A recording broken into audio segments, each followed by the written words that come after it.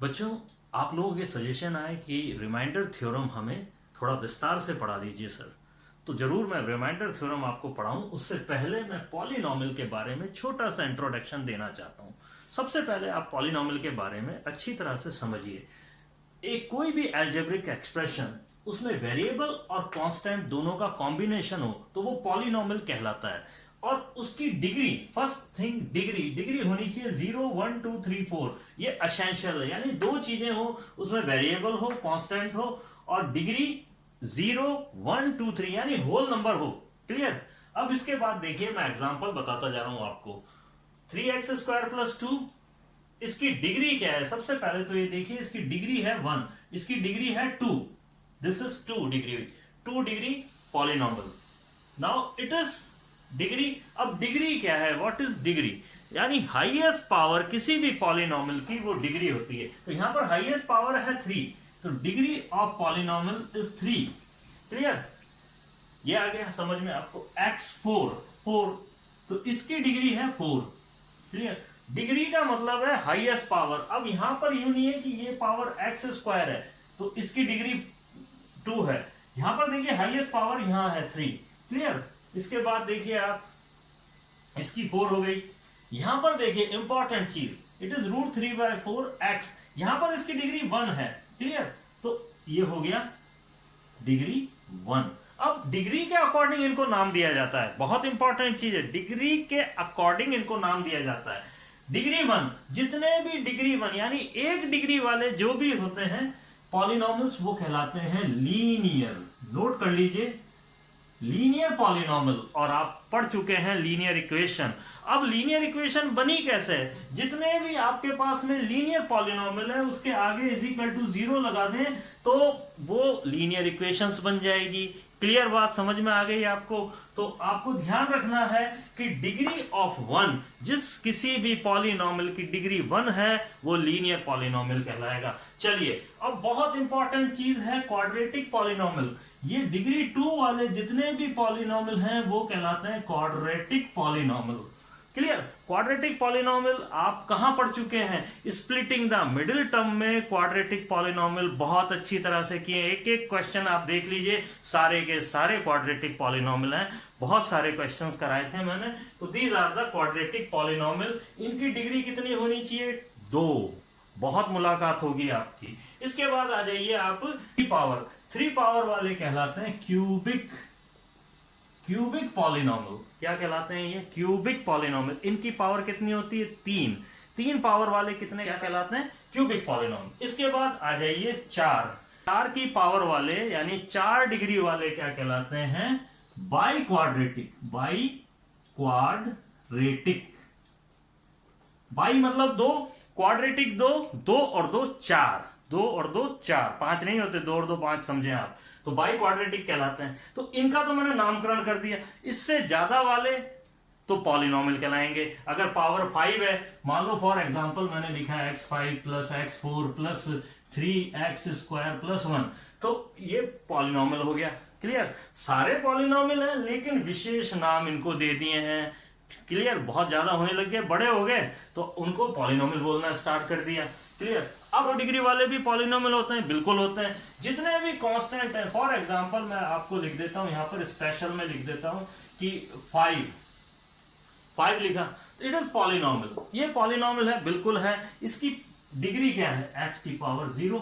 It is 0 degree वाला polynomial हो गया ये। तो इतनी बात आपको समझ आ गई। अब आप आगे चलते हैं। आपको तो सभी पॉलिनॉमियल दिखते हैं, नहीं, ऐसा नहीं है। यहां पर देखिए x⁻2 1/x², तो इसकी डिग्री क्या है? आप यहां देखिए -2। इसकी डिग्री ऊपर ले जाएंगे, इसकी पावर -2 है। तो जितने भी नेगेटिव होते हैं वो पॉलिनॉमियल नहीं होते हैं, मैंने आपको बता दिया। यहां पर देखिए इसकी पावर है x की पावर, यहां पर इस अलजेब्रिक एक्सप्रेशन में x की पावर 1/3 है। तो x की पावर 1/3 हमारा पॉलिनॉमियल नहीं होगा। क्लियर? अलजेब्रिक एक्सप्रेशन होगा, ये पॉलिनॉमियल नहीं होगा। यहां पर देखिए x की पावर 1/x का मतलब है x की पावर -1, तो ये भी पॉलिनॉमियल नहीं है। क्लियर? ये x की पावर -2, यहां √x, x की पावर आधा, x की पावर आधा भी पॉलिनॉमियल नहीं होगा। तो ये पॉलिनॉमियल पहचानने के तरीके हैं। अभी हमारा काम क्या है, लीनियर। अब मैं रिमाइंडर थ्योरम स्टार्ट कर रहा हूं। लीनियर का मतलब समझ में आ गया, लीनियर इक्वेशन कैसे बनी है, लीनियर पॉलिनॉमियल से बनी है। आप हजारों पॉलिनॉमियल बना सकते हैं, ठीक है ना, कितने ही पॉलिनॉमियल बना लीजिए लीनियर पॉलिनॉमियल, और उनके आगे इज इक्वल टू 0 करते ही वो क्या बन जाएंगी, लीनियर इक्वेशन बन जाएंगी। जैसे ही आप इस क्वाड्रेटिक पॉलिनॉमियल के आगे 0 करेंगे तो क्वाड्रेटिक इक्वेशन बन जाएगी। चलिए अब मैं आपको आगे ले चलता हूं। बच्चों, रिमाइंडर थ्योरम करने से भी पहले एक चीज और आपको बता देता हूं, बहुत इंपॉर्टेंट है। अब आप जरा ध्यान से देखना। px कोई पॉलिनॉमियल हमें दिया है x² माइनस 5x प्लस 6। आपको वैल्यू निकालनी है, find p1 p2 p3, find the value of p1 p2 p3। इसी तरह से एक क्वेश्चन और लिख दिया मैंने, fx is equal to 4x² plus 5x plus 1, find f minus 1 f0 और f1, यानी इनकी वैल्यू निकालनी है। किस तरह से निकालेंगे वो देखिए। अब आप, तो हमारे पास में है स्टार, तो put solution, put x is equal to, हमें 1 की वैल्यू निकालनी है, तो x is equal to 1 in star. अब आप रखिए इधर, तो यहां पर रखिए x की वैल्यू 1, तो ये हो गया p1, और इसी के साथ में यहां रख दी x की जगह, ठीक है। तो 1 का स्क्वायर माइनस 5 इंटू 1 प्लस 6। अब आप देखिए इसको सॉल्व कर लेते हैं। 1 minus 5 plus 6 is equal to 7, 7 में से 1 गया तो 2, तो p1 की वैल्यू हमारे पास में 2 आ गई। नाउ p2 यानी put x is equal to 2 in star, 2 की वैल्यू x की जगह रख देंगे हम, तो it is 2 square minus 5 into 2 and plus 6। तो अब आप देखिए ये हो गया 4 minus 10 plus 6 is equal to 0। वापस x इज इक्वल टू 3 रखते हैं इन स्टार, तो ये वैल्यू निकलती है, यानी p1 p2 p3। ये भी एक इंपॉर्टेंट है, आप ध्यान से इस चीज को देख लेंगे। तो p3 और ये हो गया 3 square minus 5 into 3 and plus 6, तो आपके पास में आ गया 9 minus 15 plus 6 is equal to again 0। इसी तरह से यहां पे निकालते हैं हम, तो put x is equal to minus 1 in star. हमेशा इस पॉलिनॉमियल को आप स्टार समझिए, ठीक है।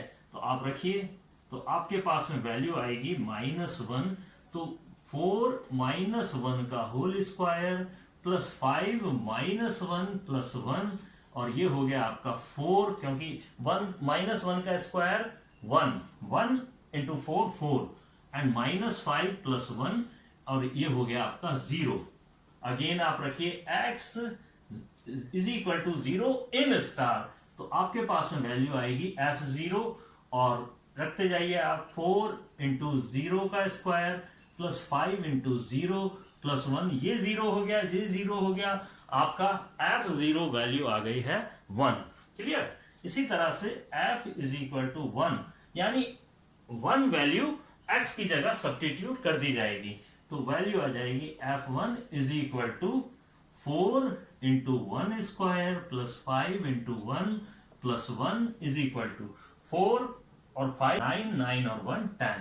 तो ये वैल्यू आपकी आ गई है। अब बहुत इंपॉर्टेंट चीज जो आपको बताने जा रहा हूं वो देख लीजिए। अब आप बच्चों, आपने सुना होगा zeros of polynomial, zeros of polynomial और रूट्स ऑफ पॉलिनॉमियल, दोनों एक ही चीज है। आपको एक एक चीज रिमाइंडर थ्योरम कराने से पहले एक एक चीज क्रिस्टल क्लियर कर देना चाहता हूं। तो zeros of polynomial and roots of polynomial क्या है, ये शब्द बहुत ज्यादा आएगा, जब आप 10th में जाएंगे तो भी आएगा, 11th में 12th में हर जगह आएगा जीरोस एंड और रूट्स। तो अब आप देखिए, जो वैल्यू यानी x की वो वैल्यू जो पॉलिनॉमियल को 0 कर दे, x की वो वैल्यू जो पॉलिनॉमियल को 0 कर दे, वो उसका 0 कहलाता है। तो देखिए ये यहां पर देखिए, ये 0 कर दिया इसने, और ये 0, तो 2 here x is equal to 2 और 3 are the zeros और रूट्स ऑफ पॉलिनॉमियल। बहुत इंपॉर्टेंट चीज है, अपनी भेजे में डाल लीजिए इसको। अगेन यहां पर देखिए, आप यहां पर भी हम चलते हैं, तो ये देखिए कहां 0 हो रहा है, ये यहाँ 0 हो रहा है, यानी आपका फंक्शन या पॉलिनॉमियल जो भी है वो आपका 0 हो रहा है -1 पे। तो x is equal to -1 is the zero of polynomial. Clear? इसका पॉलिनॉमियल का 0 ये है, जहां वैल्यू 1 और 10 आ रही है, ये इसके 0 नहीं है, 0 केवल वो है। यानी आपको ये ध्यान रखना है x की वो वैल्यू जो पॉलिनॉमियल को 0 बना दे वो उसका 0 या रूट कहलाती है। ये भी आप समझ। स्टार्ट करते हैं हम रिमाइंडर थ्योरम। रिमाइंडर थ्योरम का सबसे पहले स्टेटमेंट क्या होता है वो देख लीजिए। अब आप statement of remainder theorem, if we divide a polynomial px whose degree is greater than and equal to 1, या तो 1 से बड़ी हो या 1 के बराबर हो। ठीक है? If we divide a polynomial px degree is greater than 1 or equal to 1 by a linear polynomial, x minus a, this is the linear polynomial, then value of remainder r, remainder here r, मैं इसे symbol द्वारा r से दिखा रहा हूं। ठीक है? Then r is equal to P A, यानी कि पी ए के बराबर जो है आपका रिमाइंडर होगा। अब आप देखिए कहानी क्या है, रिमाइंडर थ्योरम बनी कैसे है। तो रिमाइंडर होता क्या है, ये छोटी क्लासों से आपने पढ़ा है। फॉर एग्जाम्पल मैं 5 का डिवाइड आपके 21 में करता हूं। क्लियर? तो 5 4 द 20 और हमारे पास में रिमाइंडर बच गया 1। क्लियर? हमारे पास में रिमाइंडर बच गया 1। तो अब आप देखिए यहां पर इंपॉर्टेंट चीज ये है कि हमारे पास में डिवाइड किया गया है एक पॉलिनॉमियल को, इट इज पॉलिनॉमियल जिसकी डिग्री या तो 1 हो या इज इक्वल टू 1 हो, ग्रेटर देन 1 हो। तो हमारे पास में कुछ ना कुछ कोशेंट आएगा। क्लियर? फिर हम डिवाइड करते जाएंगे और बाद में आएगा आपके पास में रिमाइंडर आएगा। क्लियर? अब आप देखिए इसको और इसको मल्टीप्लाई कर दीजिए 5 इंटू 4 और इसमें रिमाइंडर को ऐड कर दीजिए, तो आपके पास में 20 प्लस 1 इज इक्वल टू 21 आ जाता है। क्लियर? यानी कि ये होता है डिविडेंड, ये होता है डिवाइजर, ये होता है कोशेंट और ये होता है रिमाइंडर। तो इनमें एक संबंध होता है, इनमें एक रिलेशन होता है। वो क्या होता है? x माइनस ए, यानी इसको और इसको मल्टीप्लाई कर दीजिए आप। क्लियर? QX यानी कोशेंट और उसमें रिमाइंडर को ऐड कर दीजिए अकॉर्डिंग टू दिस। ये सारी प्रक्रिया यहां से चल रही है। तो ये किसके बराबर आएगा? ये डिविडेंड के बराबर आएगा, px के बराबर आएगा। ये एक अच्छा रिलेशन आपके पास में आ गया है। अब आप वापस समझा देता हूं। If we divide a polynomial px degree जिसकी ग्रेटर देन 1 हो या इक्वल टू 1 हो बाय अ लीनियर पॉलिनॉमियल, बहुत इंपॉर्टेंट है कि लीनियर पॉलिनॉमियल से ही किया जाए डिवाइड उसको, क्योंकि रिमाइंडर थ्योरम का जो कंसेप्ट है वो लीनियर, और लीनियर पॉलिनॉमियल क्या होते हैं वो भी मैंने पीछे आपको समझा दिया है। Then value of remainder r is equal to P A के बराबर होती है। अब मैं इसको प्रूफ करके बताता हूं आपको। बच्चों, dividend is equal to divisor into quotient plus remainder, ये हमारे पास में एक रिलेशन है जो आप बहुत अच्छी तरह छोटी क्लासेस से जानते हैं। अब आप क्या करिए, इसको स्टार बना दीजिए। अब आप लिखिए put x is equal to a in star. ऐसा क्यों? क्योंकि मैंने आपको बताया है कि x माइनस ए को 0 लिखिए और a को उधर भेज दीजिए और x is equal to a। ये मैंने आपको रिमाइंडर थ्योरम में पहले बताया था मेरे प्रीवियस लेक्चर में, जो हाँ रिमाइंडर थ्योरम से मैं फैक्टराइजेशन किया था, तो आपको मैंने बताया था कि ये वैल्यू जीरो कब होगी, ये वैल्यू जीरो कब होगी, जब x इज इक्वल टू ए होगा। तो यहां पर आप जैसे ही रखेंगे इसमें पुट इन स्टार, तो आपके पास में आ गया P A is equal to A minus A and Q A plus R. तो यहां पर देखिए ये सारा जीरो हो गया, it is zero and plus R. अब आपके पास में आ गया P A is equal to are.